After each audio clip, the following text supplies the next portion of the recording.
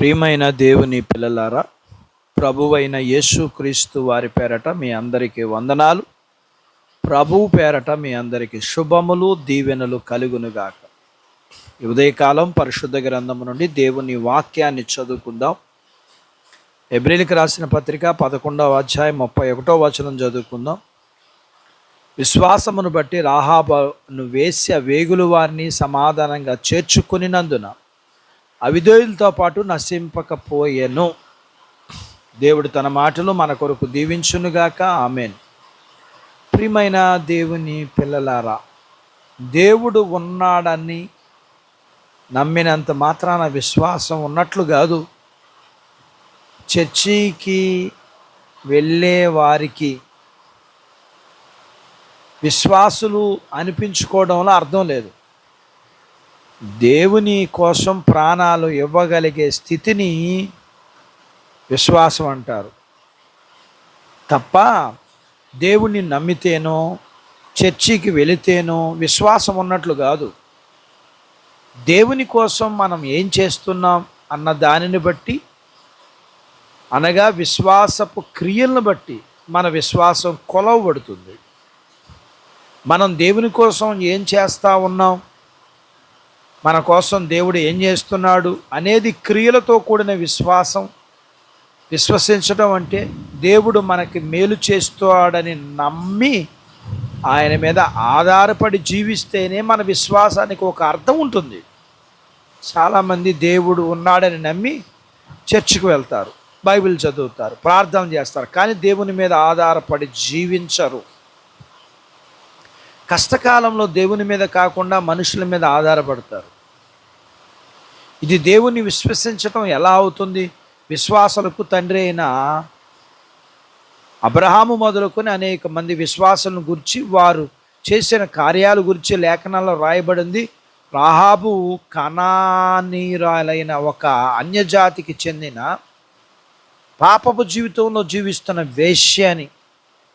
అయినా దేవుని గురించి, ఆయన చేసిన గొప్ప కార్యాల గురించి విని నమ్మి తన ప్రాణాలు కాపాడుకోవడానికి దేవుని మీద ఆధారపడింది. అందుకే ఆయన బిడ్డలను చేర్చుకుని వారిని కాపాడింది. ఒకవేళ దేవుణ్ణి నమ్మినట్లయితే వారిని సైనికులు పట్టించేది. దేవుణ్ణి నమ్మనట్లయితే వారిని సైనికులకి పట్టించేది. అయితే తాను వ్యక్తిగతంగా దేవుని గురించి విని ఆయన హృదయపూర్వకంగా నమ్మగా రాహాబు పేరు విశ్వాసుల జాబితాలో చేర్చబడింది. దేవుని చేత ఎన్నుకోబడిన ఇశ్రాయేలు మాత్రం దేవుని హృదయపూర్వకంగా విశ్వసించలేదు. చివరికి మనం కూడా ఇంతే. పేరుకి క్రైస్తవులం, దేవుని యందు విశ్వాసం లేదు. కష్టం రానంత వరకే విశ్వాసం, కష్టం వస్తే విశ్వాసం లేదు. అంతా వివేచన లేదు.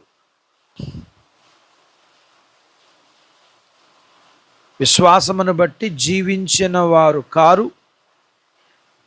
దేవునికి కృపకు పాత్రులు. విశ్వాసమును బట్టి జీవించిన వారు దేవుని కృపకు పాత్రులు అవుతారు.